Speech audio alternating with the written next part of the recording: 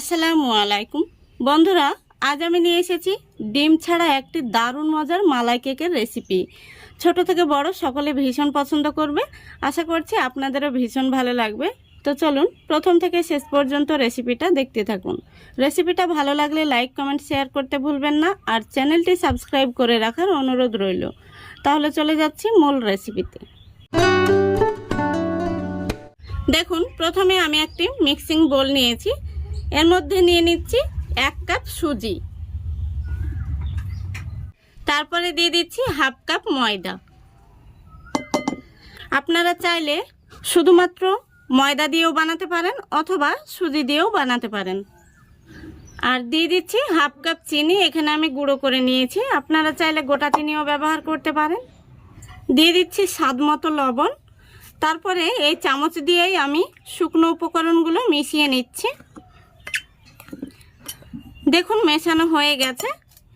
এখন আমি এর মধ্যে দিয়ে দেব তরল দুধ। দুধটা আমি আগে থেকে জাল করে নিয়েছি।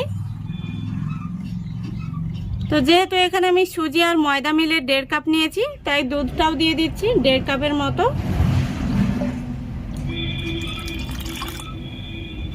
এবার আমি একটি হ্যান্ড উইস্ক দিয়ে খুব ভালো করে মিশিয়ে নিচ্ছি।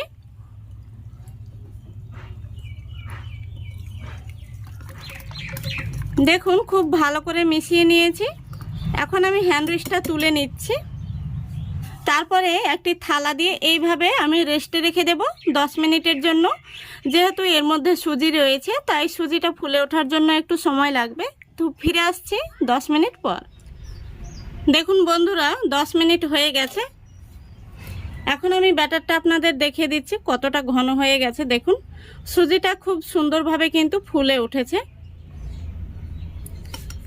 এখন আমি এর মধ্যে দিয়ে দিচ্ছি 1 চা চামচ বেকিং পাউডার, আর দিয়ে দিচ্ছি হাফ চা চামচ বেকিং সোডা। এই দুটোকে অ্যাক্টিভ করার জন্য দিয়ে দিচ্ছি অল্প একটু জল। এবার খুব ভালো করে আমি হ্যান্ড উইস্ক দিয়ে মিশিয়ে নেব।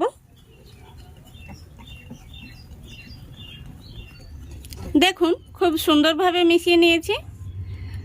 এখন আমি এর মধ্যে দিয়ে দিচ্ছি 3 থেকে 4 ফোঁটা মতো ভ্যানিলা এসেন্স। আবারও আমি খুব ভালো করে মিশিয়ে নেব। আপনাদের হাতের কাছে ভ্যানিলা এসেন্স না থাকলে এলাচ গুঁড়ো দিয়ে নেবেন, তাতে করেও কিন্তু খুব সুন্দর একটি ফ্লেভার আসবে। দেখুন খুব ভালো করে মিশিয়ে নিয়েছি। কেক তৈরির জন্য আমাদের ব্যাটারটা কিন্তু একদম রেডি। ব্যাটারটা অবশ্য দেখে আপনাদের বুঝে নিতে হবে। এই দেখুন, এর চাইতে ঘন বা পাতলা কোনোটাই কিন্তু হবে না। এরকম করেই তৈরি করে নিতে হবে। এটাকে আমি একটা সাইডে সরিয়ে রাখছি। এখন আমি কেক তৈরির জন্য এরকম একটা থালা নিয়েছি, আর থালার মধ্যে খুব ভালো করে আমি সাদা তেল মাখিয়ে নিয়েছি।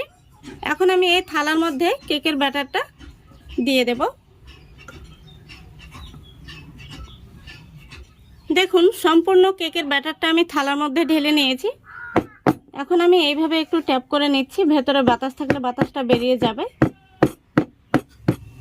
এদিকে দেখুন গ্যাসটা অন করে আমি আগে থেকে কড়াই বসিয়ে দিয়েছি, আর কড়াইতে পরিমাণ মতো জল দিয়ে একটি স্ট্যান্ড বসিয়ে দিয়েছি। জলটা ফুটে গেছে। এখন আমি কেকের থালাটা স্ট্যান্ডের উপরে বসিয়ে দিচ্ছি। আর এই সময় কিন্তু খুবই সাবধানে বসিয়ে দিতে হবে, কারণ কড়াইটা খুবই গরম থাকে। এখন আমি উপর থেকে একটি বড় সাইজের গামলা দিয়ে ঢেকে দিচ্ছি। গ্যাসের ফ্লেমটা আমি লো আর মিডিয়ামের মাঝামাঝিতে রেখেছি। এইভাবেই রেখে কেকটাকে আমি পুরো জাল করে নেব 20 মিনিট। 20 মিনিটের মধ্যেই কিন্তু কেকটা খুব সুন্দরভাবে হয়ে যাবে। তো ফিরে আসছি 20 মিনিট পর। দেখুন বন্ধুরা 20 মিনিট হয়ে গেছে। এখন আমি গামলাটা তুলে দেখে নেব কেকটা কেমন হয়েছে। দেখুন কেকটা কত সুন্দর হয়েছে। এখন আমি একটি কাঠি দিয়ে দেখিয়ে দিচ্ছি আপনাদের ভেতর থেকে কেকটা কেমন হয়েছে। দেখুন কাঠির মধ্যে একটুও লেগে নেই, তার মানে কেকটা কিন্তু পারফেক্ট হয়েছে। আমি আবারও দেখিয়ে দিচ্ছি। এই দেখুন খুব সুন্দরভাবে হয়ে গেছে। এখন আমি গ্যাসটা অফ করে দিচ্ছি। এখন আমি কেকটাকে নামিয়ে ঠান্ডা করে নেব। দেখুন বন্ধুরা, আমি আবারও একটি ফ্রাই প্যান বসিয়ে দিয়েছি, আর ওইদিকে কেকটা ঠান্ডা হতে থাক। এখন আমি কেকের জন্য মালাইটা তৈরি করে নেব। ফ্রাই প্যানের মধ্যে দিয়ে দিচ্ছি তরল দুধ। এখানে 1 কাপ পরিমাণে তরল দুধ রয়েছে। দুধটা কুসুম গরম হয়ে গেছে। এখন আমি এর মধ্যে দিয়ে দিচ্ছি 10 টাকা দামের 1 প্যাকেট গুঁড়ো দুধ। গুঁড়ো দুধটা খুব সুন্দরভাবে মিশিয়ে নিতে হবে, এতে করে এই মালাইয়ের স্বাদটা দ্বিগুণ বেড়ে যাবে। আর দুধটাও কিন্তু খুব তাড়াতাড়ি ঘন হয়ে আসবে। দেখুন দুধটা খুব সুন্দরভাবে মিশে গেছে। এখন আমি এর মধ্যে দিয়ে দেব চিনি। তো এখানে আমি চা চামচের 4 চামচ চিনি দিয়ে দিচ্ছি। আপনারা যেমনটা মিষ্টি পছন্দ করেন সেইভাবে দিয়ে নেবেন। মালাইটাকে আমি আরও কিছুক্ষণ জাল করে ঘন করে নেব। দেখুন বন্ধুরা, মালাইটা আমাদের তৈরি হয়ে গেছে। এখন আমি গ্যাসটা অফ করে দিচ্ছি।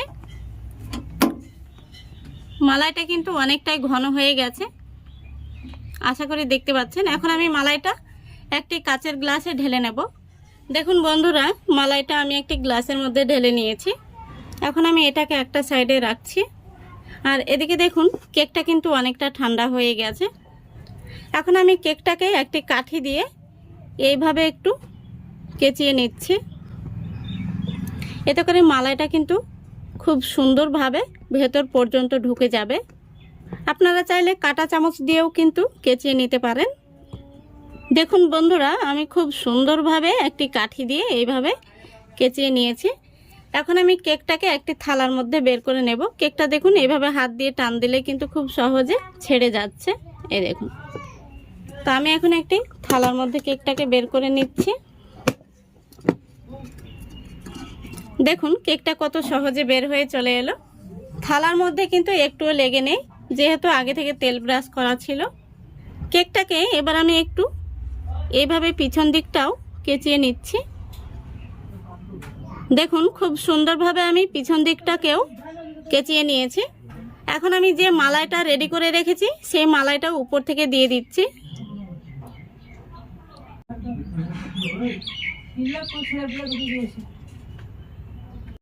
এবার উপর থেকে আমি দিয়ে দিচ্ছি কিছু বাদাম কুচি। এতে করে কেকটা দেখতেও ভালো লাগবে আর খেতেও কিন্তু ভীষণ ভালো লাগবে।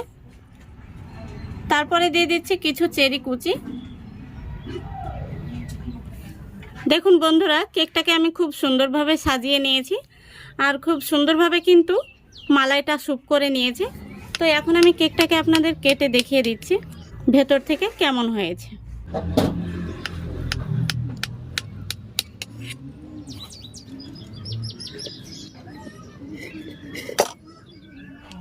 দেখুন কেকটা কত সুন্দর হয়েছে, এই দেখুন। আর এটা দেখুন দেখতে কত সুন্দর হয়েছে। দেখতে যতটা সুন্দর, এই মালাই কেকটা খেতে কিন্তু ভীষণ মজার। আর সম্পূর্ণ মালাইটা কিন্তু কেকের মধ্যে স্যুপ করে নিয়েছে, এই দেখুন। কেকটা একদম নরম তুলতুলে হয়েছে। কেকটা আমি আপনাদের দেখুন চামচ দিয়ে কেটে দেখিয়ে দিচ্ছি কতটা নরম তুলতুলে হয়েছে। তো আশা করছি আজকের এই রেসিপিটা আপনাদের ভালো লেগেছে। ভালো লাগলে অবশ্যই লাইক, কমেন্ট, শেয়ার করে দেবেন এবং চ্যানেলটিকে সাবস্ক্রাইব করে অল নোটিফিকেশানটি অন করে সঙ্গে থাকবেন। আজকের মতো এখানেই বিদায় নিচ্ছি। সবাই ভালো থাকবেন, সুস্থ থাকবেন। খোদা হাফেজ।